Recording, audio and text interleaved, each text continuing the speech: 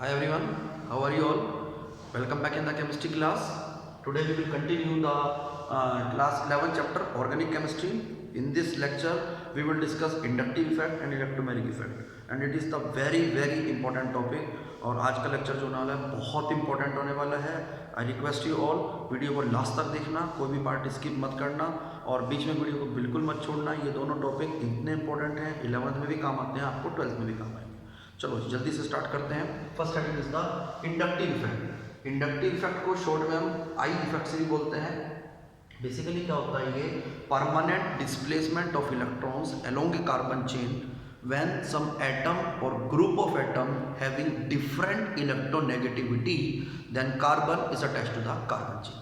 यदि कहीं पर कोई ऐसा ग्रुप आ जाता है कार्बन चेन में जिसकी इलेक्ट्रोनेगेटिविटी कार्बन से या तो कम है या तो कार्बन से ज़्यादा है, then the permanent displacement of electron will takes place। तो उसको हम बोलते हैं इंडक्टिव इफेक्ट। अब ये दो टाइप का हो सकता है क्योंकि ग्रुप दो टाइप के होते हैं, एक तो इलेक्ट्रॉन रिलीजिंग और एक इलेक्ट्रॉन विड्रॉइंग। यदि इलेक्ट्रॉन रिलीजिंग होगा तो वहाँ पर प्लस आई इफेक्ट होता है, यदि इलेक्ट्रॉन विड्रॉइंग होगा तो उसको माइनस आई बोलते हैं। जरा जल्दी से समझो इसको।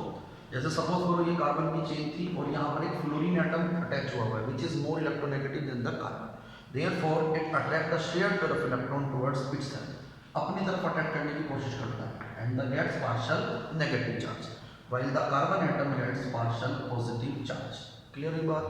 तो अब इस केस में ऑटोमेटिकली कार्बन में पॉजिटिव चार्ज आ गया तो ये इलेक्ट्रॉन भी थोड़ा इधर शिफ्ट हो जाते हैं and the second carbon also get some partial positive charge but its magnitude is slightly less than that of the carbon number 1। Suppose ये कार्बन नंबर 1 है, ये कार्बन नंबर 2, ये carbon number 3। Similarly, next carbon electrons between the carbon 2 and carbon 3 also shifted towards the carbon number second side. Therefore, it also gets some partial charges. The magnitude of these charges continuously goes on decreasing। धीरे धीरे वो decrease होते रहते हैं और इसी effect को हम बोलते हैं inductive effect.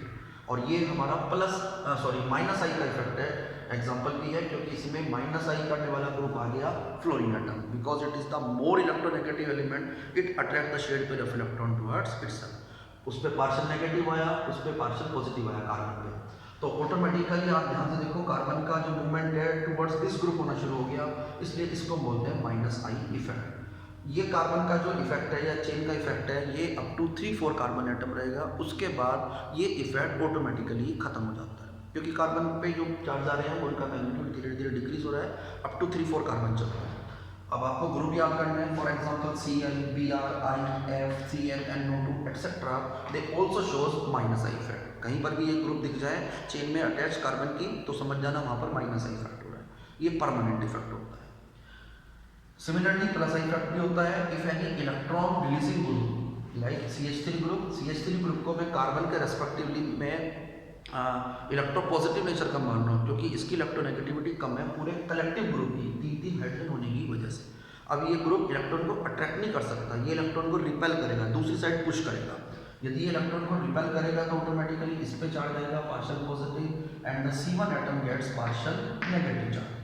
Similarly, this electron repels electron to the is carbon number 1 repels the electron towards the other atom, and that atom gets partial negative charge. Similarly, this process continues up to the 3 carbon atoms। तो जो भी आपका magnitude आ रहा है, एक छोटी सी problem है यहाँ पर, आप सिंपल लगाओ, पहले यहाँ पार्शियल नेगेटिव, फिर पार्शियल नेगेटिव डैश और ये पार्शियल नेगेटिव डबल डैश, और इसका भी मैग्नीट्यूड बिल्कुल इसी तरह से डिक्रीज हो रहा है। Therefore this effect also takes place up to 3-4 carbon atom, उसके बाद वो इफेक्ट आपका डिस्ट्रॉय हो जाता है।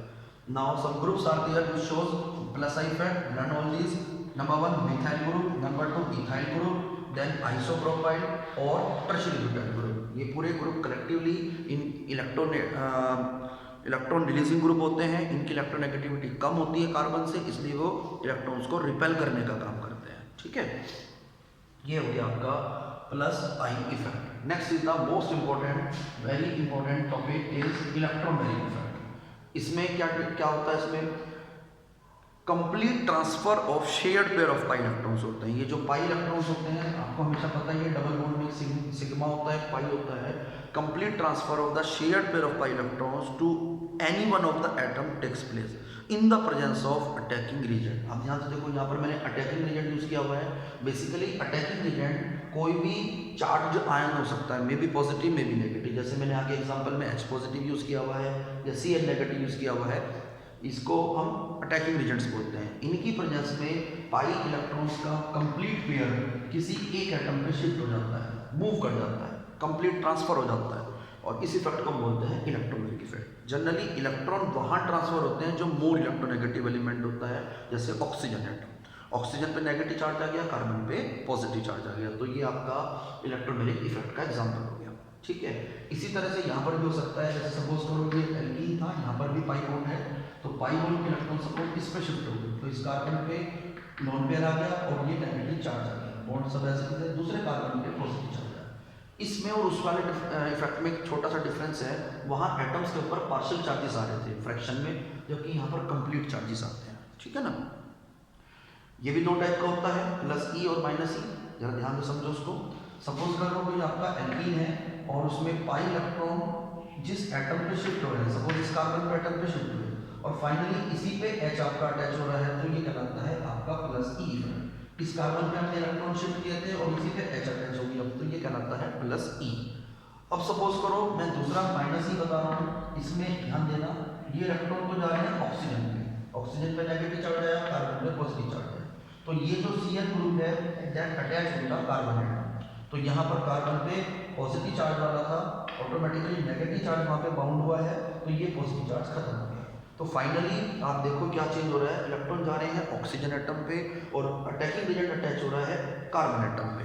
Then this type of effect is known as minus E effect. इसमें जिस एटम पे इलेक्ट्रॉन गए हैं उस पे फाइनली अटैकिंग एजेंट ने अटैच नहीं किया है, दूसरे एटम पे अटैच हुआ है, तो ये कहलाता है आपका माइनस ई इफेक्ट। अब इन दोनों का डिफरेंस समझो, कई सारे डिफरेंसेस हैं। नंबर वन, ये परमानेंट डिस्प्लेसमेंट है, परमानेंट इफेक्ट है, ये हमारा टेम्परेरी इफेक्ट होता है। इसमें अटैकिंग एजेंट की कोई रिक्वायरमेंट नहीं है, ये अटैकिंग एजेंट के बगैर नहीं होता, ये टेम्परेरी इफेक्ट है। वो परमानेंट था, ये टेम्परेरी है।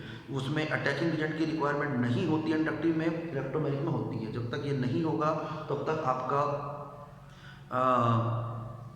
इलेक्ट्रोमैग्नेटिक इफेक्ट नहीं हो सकता। ठीक है, उसमें एटम्स पे पार्शियल चार्जेस आ रहे थे, यहाँ पर कंप्लीट चार्जेस आते हैं।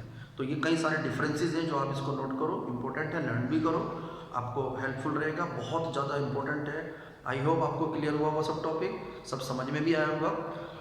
मेरी वीडियो को लाइक करना, शेयर करना, और फ्रेंड्स को शेयर करने के बाद यदि उन्होंने चैनल को सब्सक्राइब नहीं किया तो आप लोगों ने भी, तो अब तक सब्सक्राइब भी करो। Bye everyone, see you in the next video.